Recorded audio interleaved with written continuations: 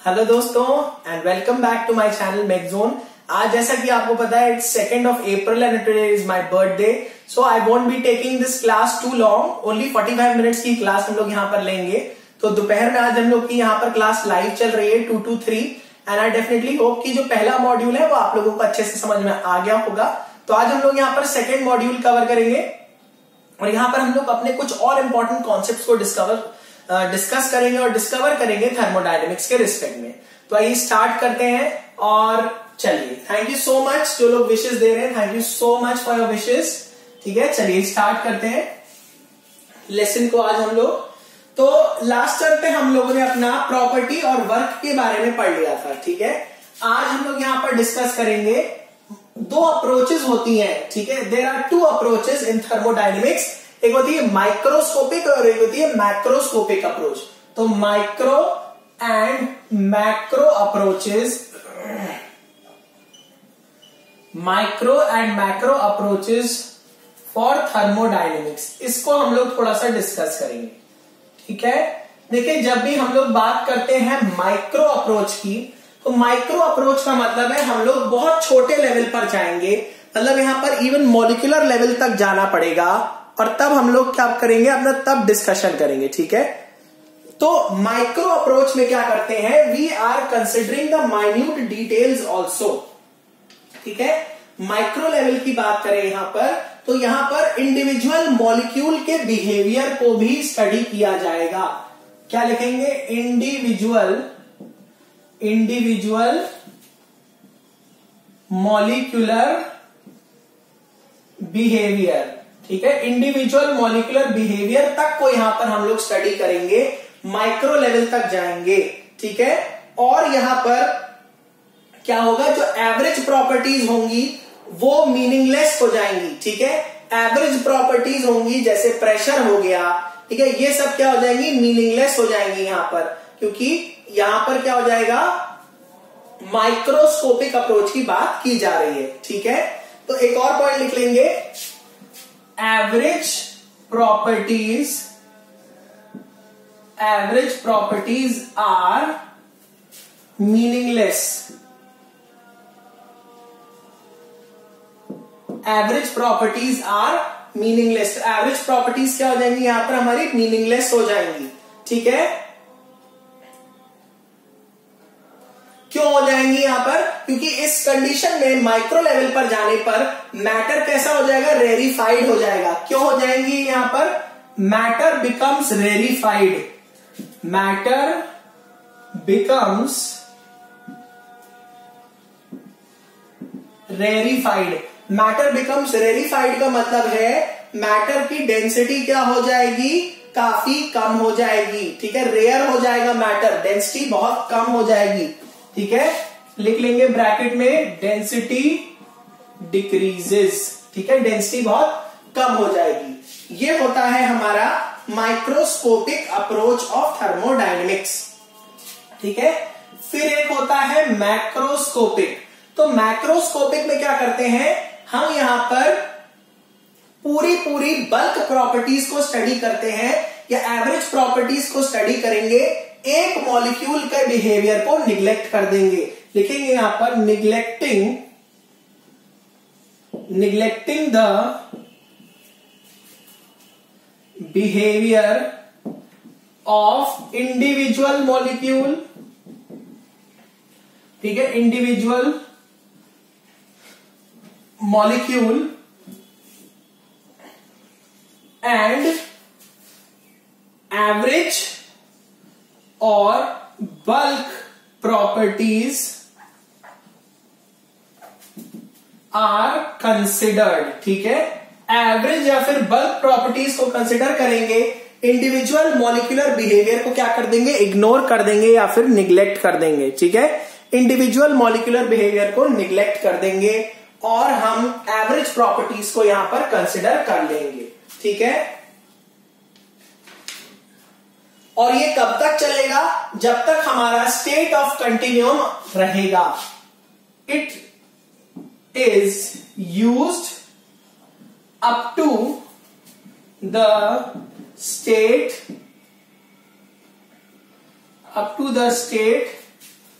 Of कंटिन्यूअम।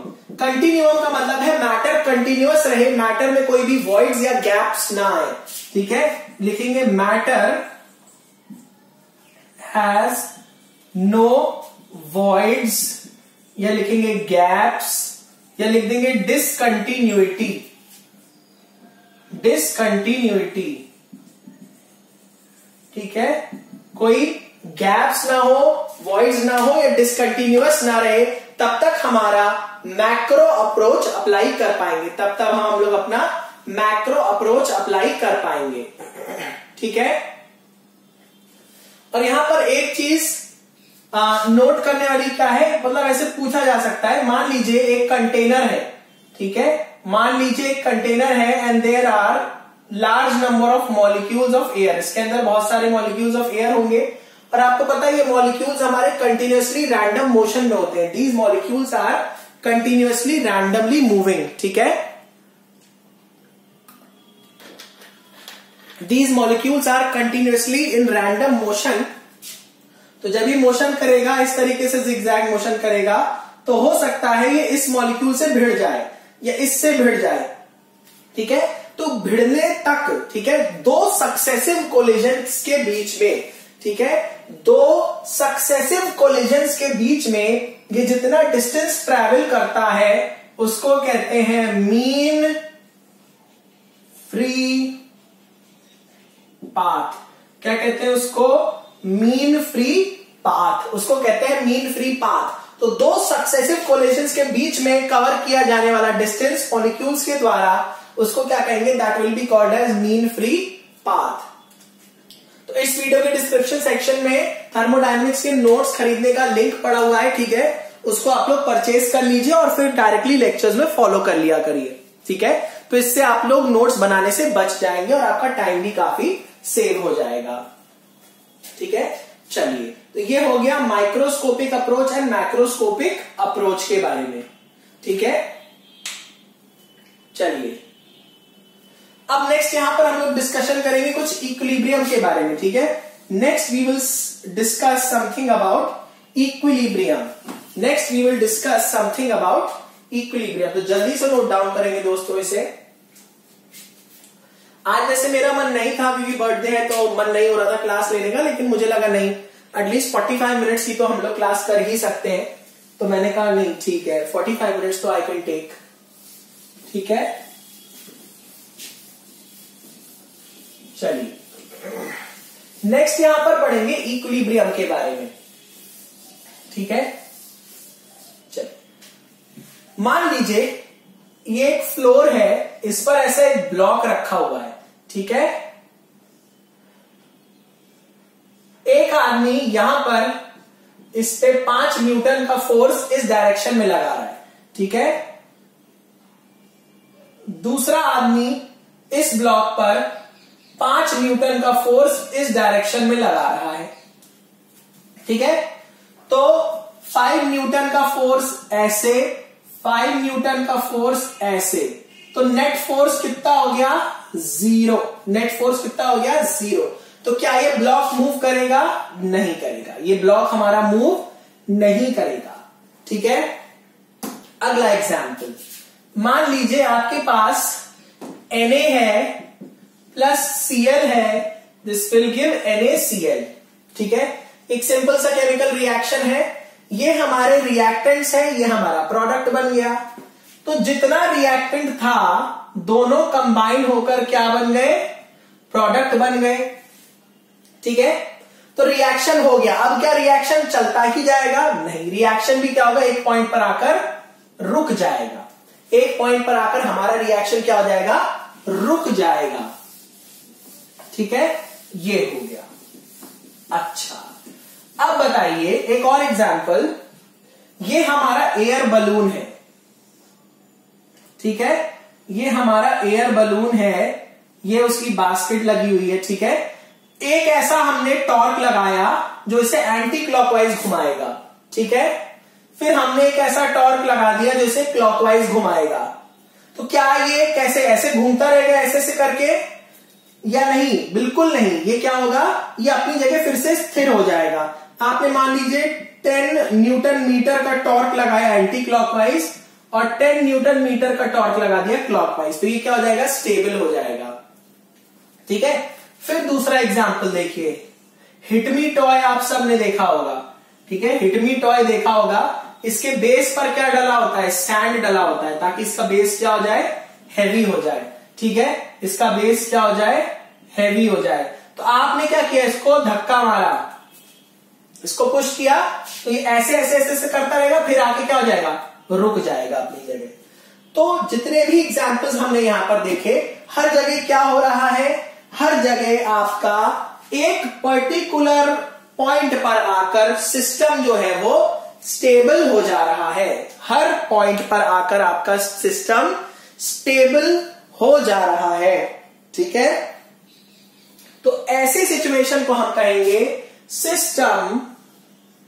System is in equilibrium. System किसमें आ गया, हमारे इक्विलिब्रियम में आ गया। ठीक है, सिस्टम हमारे किसमें आ गया, इक्विलिब्रियम में आ गया। अब यहां पर बात आती है, क्योंकि हम लोग थर्मोडायनेमिक्स पढ़ रहे हैं, तो थर्मोडायनेमिक्स में मेनली हम लोग पढ़ेंगे थर्मोडायनेमिक इक्विलिब्रियम। क्या पढ़ेंगे, मेन जो बड़ा वाला पार्ट है वो है thermodynamic equilibrium. Thermodynamic equilibrium, thermodynamic equilibrium.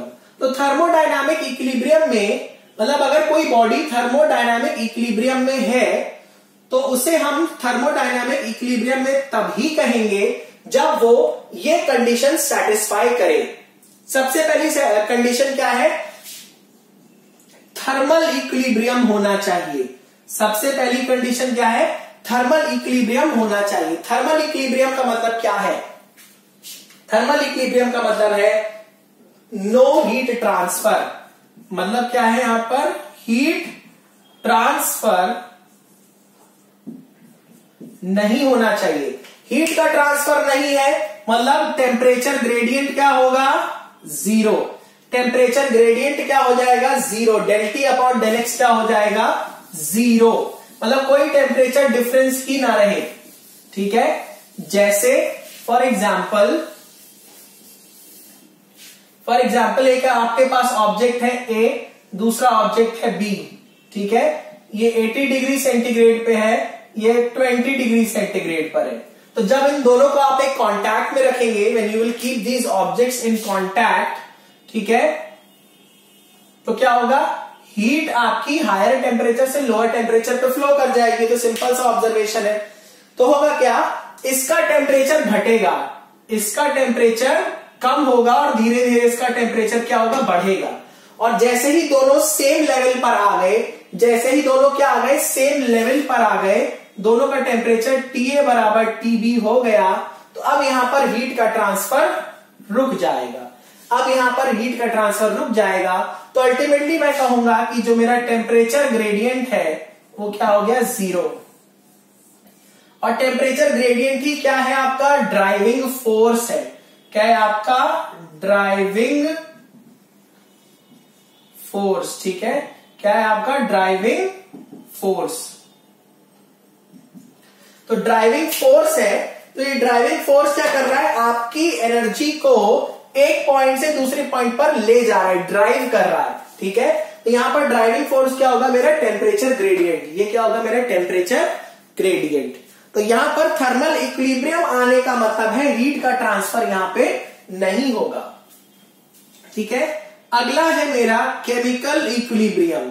Chemical equilibrium, इसका मतलब है नो केमिकल रिएक्शन, कोई भी केमिकल रिएक्शन नहीं होगा। इसका मतलब ये है कोई केमिकल रिएक्शन यहां पर नहीं होगा, या सॉरी ये देखिए, नो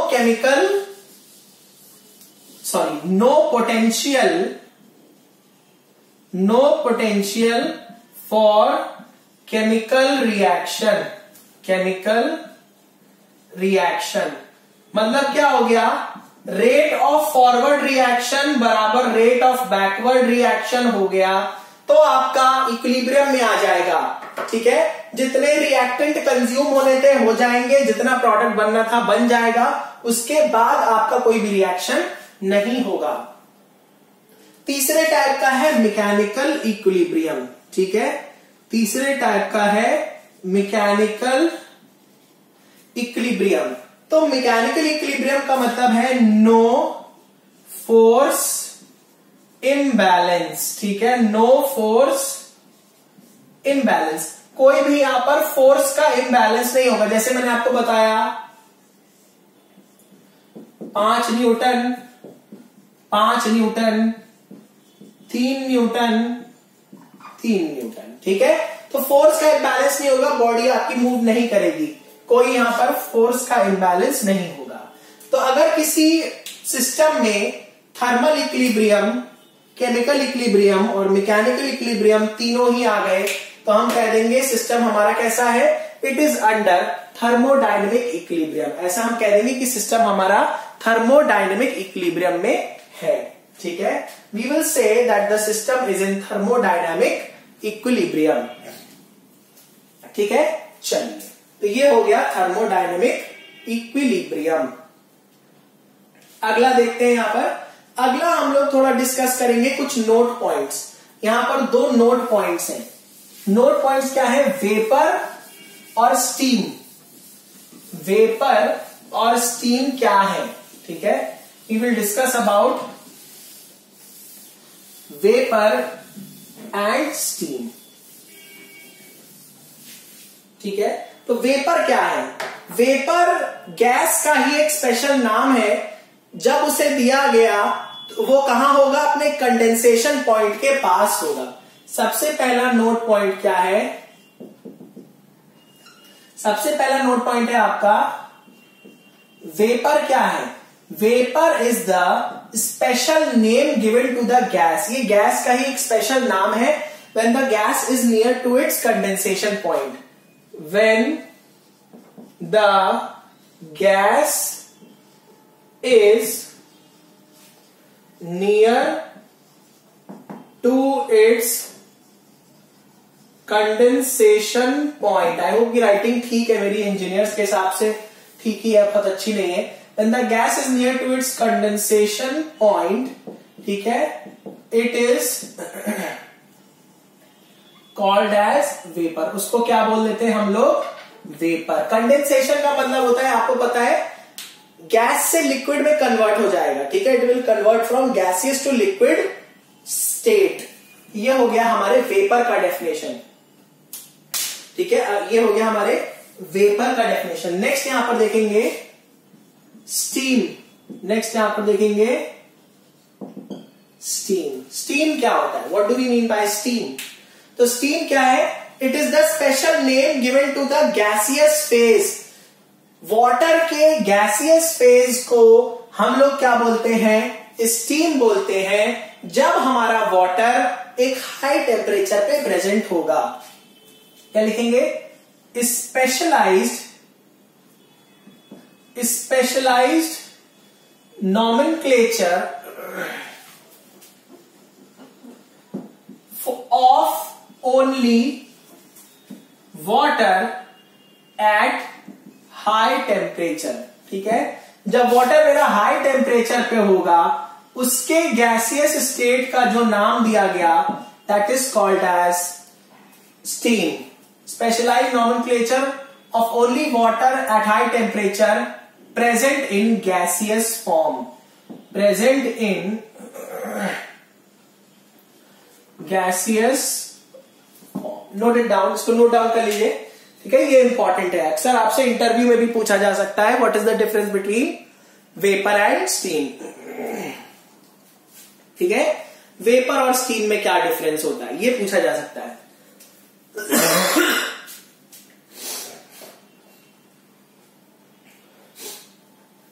नेक्स्ट हम लोग यहां पर डिस्कस करेंगे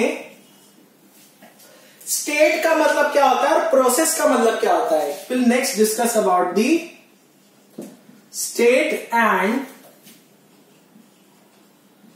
process of the system।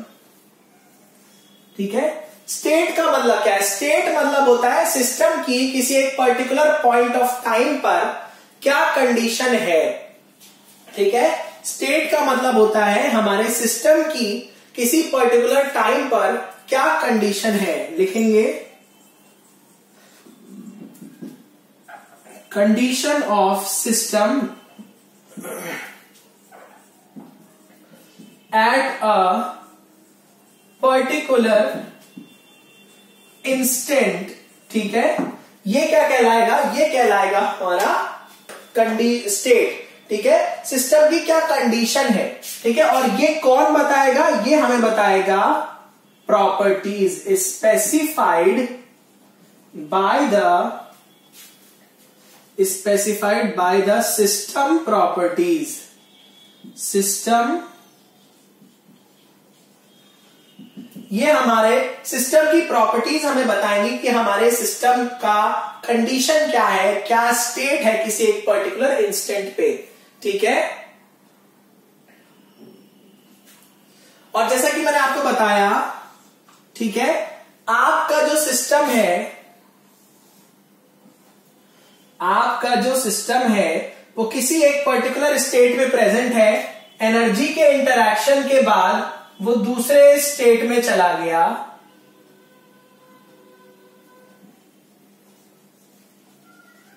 ठीक है, वो किसी दूसरे स्टेट में चला गया, टू स्टेट में चला गया। ठीक है, तो यहां क्या होगा?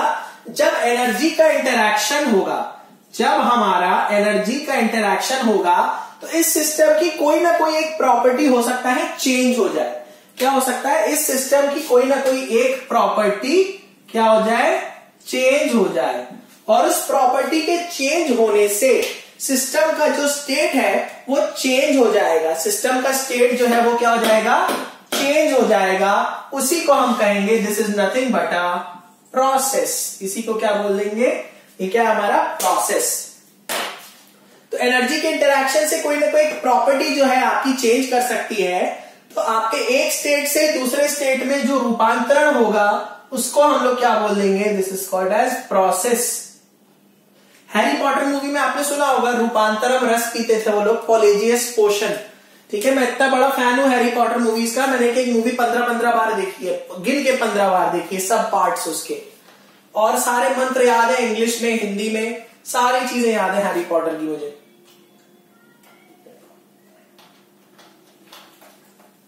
ठीक है, तो ये हो गया।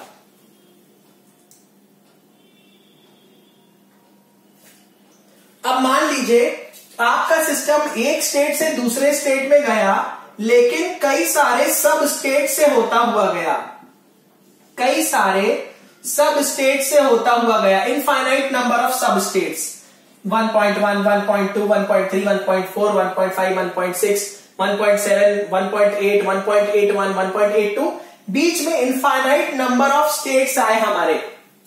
ठीक है, बीच में इनफाइनाइट नंबर ऑफ स्टेट्स आए हमारे। तो ये सारे स्टेट्स को कनेक्ट कर रहा एक जो आइडेंटिटी होगी, ठीक है, the identity which is connecting all those infinite intermediate states, that will be called as the path. ठीक है, that will be called as the path. उसको क्या बोल देंगे? पाथ बोल देंगे। तो वो इनफाइनाइट नंबर ऑफ स्टेट्स जिसके थ्रू आपका सिस्टम किसी एक पर्टिकुलर स्टेट से दूसरे पर्टिकुलर स्टेट में गया है, उसको क्या बोल देंगे? पाथ बोल देंगे। ठीक है, तो सबसे पहले आपका सिस्टम यहां था, तो इसे लिख दूंगा आई मतलब इनिशियल। फाइनली आपका स्टेट यहां पर पहुंच गया, तो इसको मैं क्या लिख दूंगा? Final, F. तो इनिशियल से फाइनल स्टेट में जाने के लिए जो बीच में इनफाइनाइट नंबर ऑफ छोटे छोटे इंटरमीडिएट पाथ्स पड़े या इंटरमीडिएट स्टेट्स पड़े, उन सबको जब हम ज्वाइन कर देंगे, ठीक है, तो उसको कहेंगे हम लोग path. That will be called as the path. ठीक है, उसको क्या कह देंगे? यहां पर पाथ कह देंगे। That we will call it as path. ठीक है, उसको कह देंगे यहां पर पाथ। ऑलराइट, चलिए अब यहां पर प्रोसेस को हम लोग क्लासिफाई करने वाले हैं। प्रोसेस को दो तरीके से क्लासिफाई किया गया है। एक है क्वासी स्टैटिक, ठीक है, एक है non quasi static, quasi static, एक है नॉन क्वासी स्टैटिक। ठीक है, तो प्रोसेस को दो पार्ट्स में क्लासिफाई करेंगे, क्वासी स्टैटिक, दूसरी है नॉन क्वासी स्टैटिक। तो क्वासी स्टैटिक का मतलब होता है ऑलमोस्ट स्टैटिक। क्वासी स्टैटिक का मतलब क्या होता है? ऑलमोस्ट स्टैटिक या फिर रुका हुआ। ठीक है, इसको क्या कहेंगे? It is a process. चलिए थोड़ा सा नीचे लिख दे रहा हूं, दिख नहीं रहा है।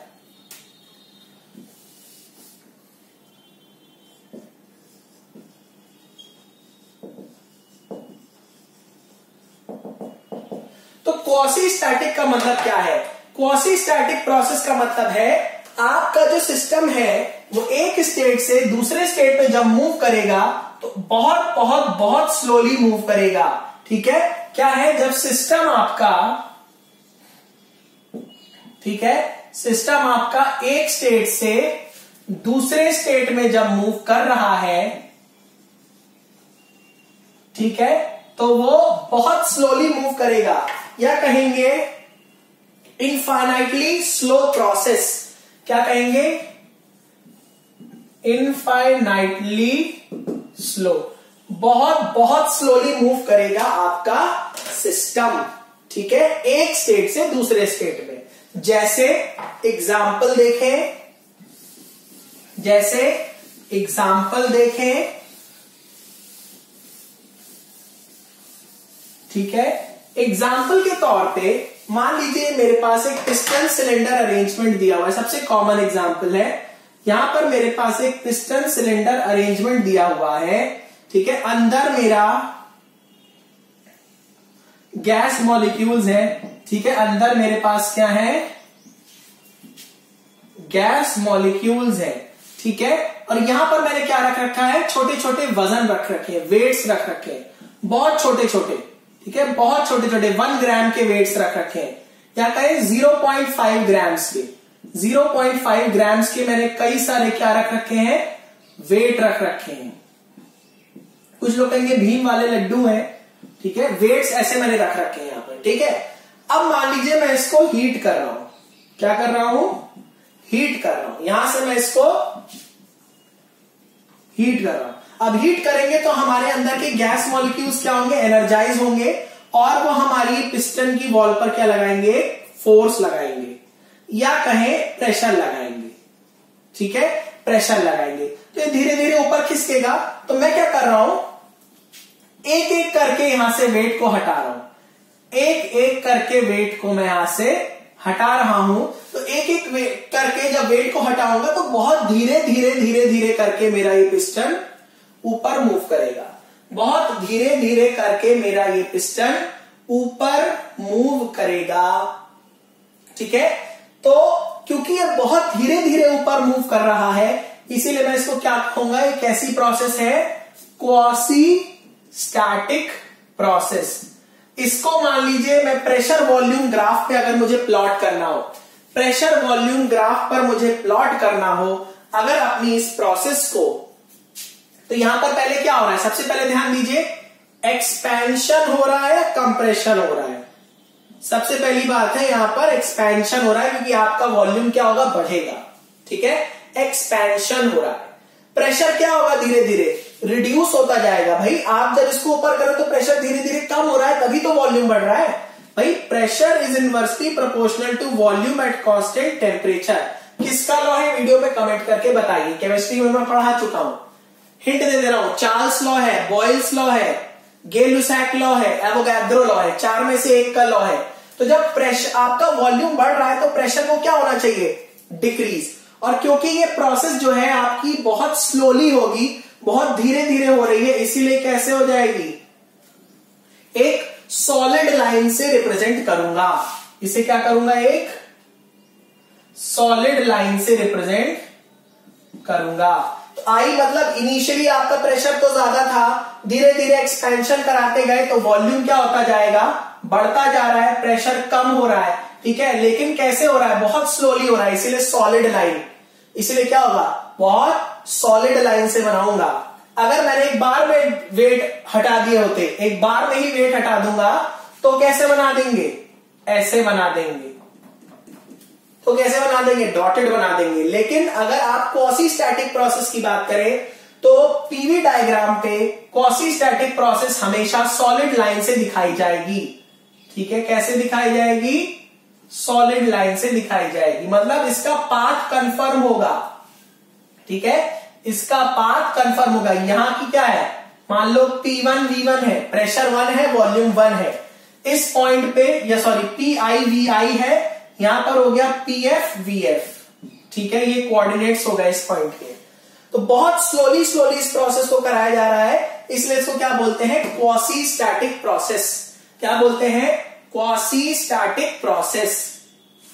और क्वासी स्टैटिक प्रोसेस हमेशा सॉलिड लाइन से रिप्रेजेंट करी जाएंगी, सॉलिड लाइन से रिप्रेजेंट करेंगे अपने क्वासी स्टैटिक प्रोसेस को। Note it down, quasi static process is represented by a solid line. ठीक है, it is represented by a solid line, note कर लीजिए। अब माना ये तो हो गया मेरा क्वासी स्टैटिक। ठीक है, नॉन क्वासी स्टैटिक क्या होगा, ठीक है, नॉन क्वासी स्टैटिक का मतलब होगा कि सिस्टम एक स्टेट से दूसरे स्टेट में आ रहा है, लेकिन बहुत तेजी से आ रहा है। ठीक है, ये क्या आ रहा है, बहुत तेजी से। इसको हम लोग एक्चुअली क्वासी स्टैटिक को एक तरीके से क्या कह देते हैं, रिवर्सिबल भी कह देते हैं। रिवर्सिबल का मतलब क्या होता है, देखिए, रिवर्सिबल का मतलब है कि जब आपका एनर्जी का इंटरैक्शन होगा सिस्टम का, तो सिस्टम एक स्टेट से दूसरे स्टेट में जाएगा। ठीक, रिवर्सिबल का मतलब है कि जहां से चले वापस उसी पॉइंट पर आ जाए, लेकिन हमारे सिस्टम और हमारी सराउंडिंग में कोई भी यहां पर परमानेंट चेंज ना हो। हमारे सिस्टम या फिर सराउंडिंग में कोई भी एक परमानेंट चेंज ना आए, और वापस जाने पर हमारा सिस्टम और हमारे सराउंडिंग उसी पॉइंट पर वापस आ सके जहां से वो चले थे। तो उस प्रोसेस को बोल देंगे रिवर्सिबल प्रोसेस। क्या बोल देंगे, रिवर्सिबल। आया समझ में? तो अगर हमारा सिस्टम वापस से हमारे उसी स्टेट पर आ जाए जहां से वो चला था, ठीक है, इन सच अ वे कि हमारे सराउंडिंग पर कोई भी इफेक्ट ना हो, सिस्टम पर कोई भी इफेक्ट ना हो, तो ऐसी प्रोसेस को बोलेंगे रिवर्सिबल प्रोसेस। क्या बोलेंगे, रिवर्सिबल प्रोसेस। ठीक है, रिवर्सिबल प्रोसेस, ये हो गया मेरा reversible process. Non quasi static क्या हो जाएगा, इसका उल्टा। ठीक है, तो ये एक तरीके की हो जाएगी इरिवर्सिबल प्रोसेस। इरिवर्सिबल का मतलब है कि अगर आप फाइनल से इनिशियल स्टेट पर आए तो आपका कंप्लीटली रिवर्सिबल नहीं होगा, कुछ ना कुछ आपके मतलब सराउंडिंग पे या हो सकता है आपके सिस्टम पे परमानेंट एक सेटबैक, एक इफेक्ट रह जाए। तो इसको क्या कह देंगे, that is called as irreversible process या नॉन क्वासी स्टैटिक प्रोसेस। ठीक है, और नॉन क्वासी स्टैटिक प्रोसेसेस जो होंगी हमारी कैसी होंगी, they will be shown by dotted lines. ये कैसे दिखाएंगे, डॉटेड लाइंस। डॉटेड का मतलब है कंफर्म नहीं है कि क्या पाथ फॉलो करेगा। ठीक है, तो उसको कैसे दिखा देंगे, ऐसे डॉटेड लाइन से दिखा देंगे। ठीक है, it will be shown by a dotted line. और ये हो गया मेरा क्वासी स्टैटिक, ये हो गया मेरा नॉन क्वासी स्टैटिक। ठीक है, उसी डायग्राम में बना लीजिए, this is quasi static and this is non quasi static. ठीक है, ये बना लीजिए। मतलब कैसे होगा, तेजी से वेट हटाना शुरू कर दूं, 5-5 6-6 वेट करके एक बार में हटाऊं, तो जो होगा एक्सपेंशन मेरा वो होगा नॉन क्वासी स्टैटिक एक्सपेंशन। ठीक है, और धीरे धीरे वजन को हटाऊंगा तो कैसा होगा, क्वासी स्टैटिक एक्सपेंशन। ध्यान रखिए, जब भी आप हीट करेंगे, हीटिंग से आपका ऑलवेज एक्सपेंशन होगा। ठीक है, heating will always cause expansion. ये हमें नोट डाउन करना है, ये चीज हमें ध्यान रखनी है। ठीक है, तो इसको नोट कर लीजिए जल्दी से।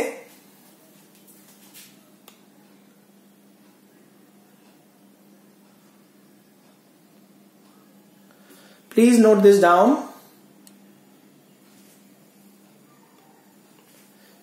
ठीक है,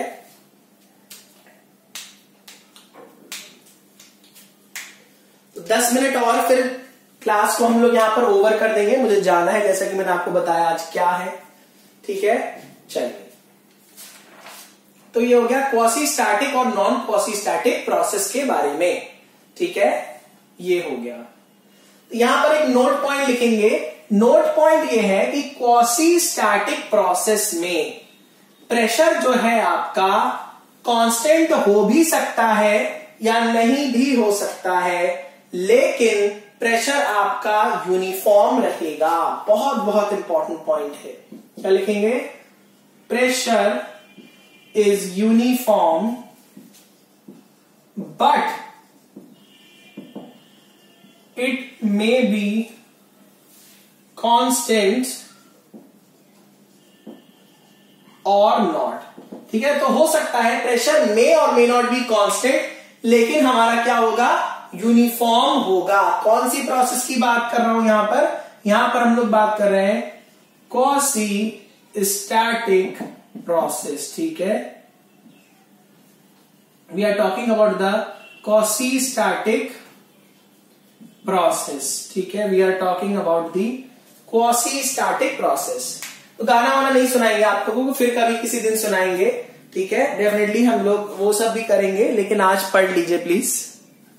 ठीक है,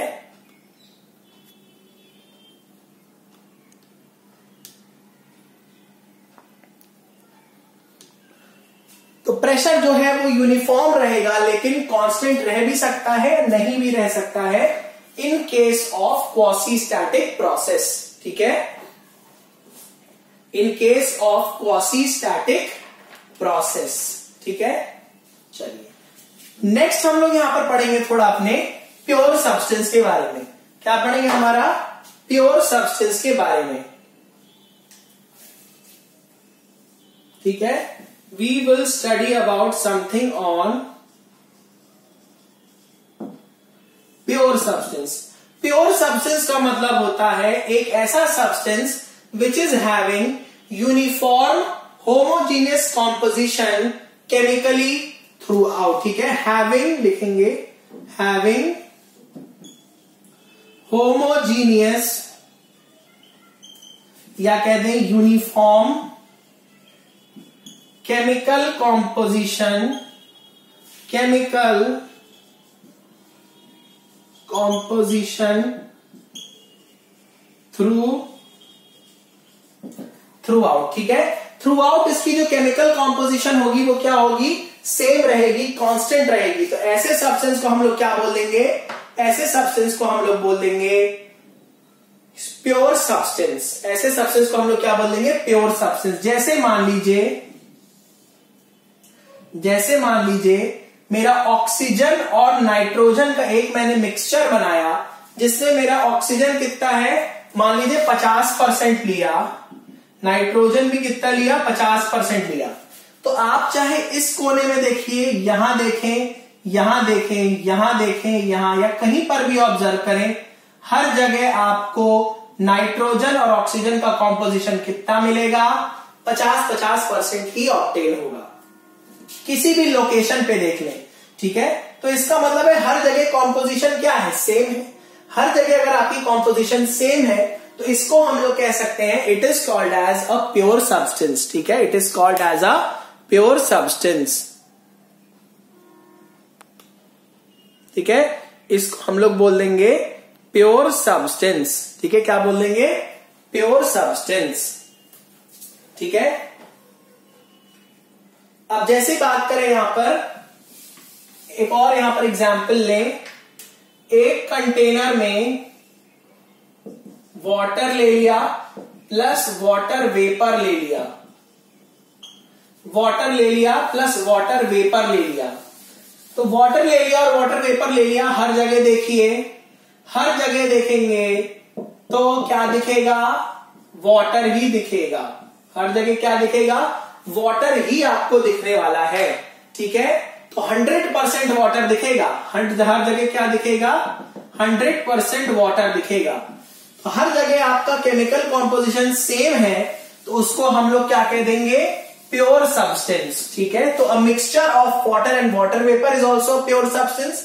a mixture of oxygen and nitrogen भी क्या है, एक प्योर सब्सटेंस हो गया, that is also a pure substance.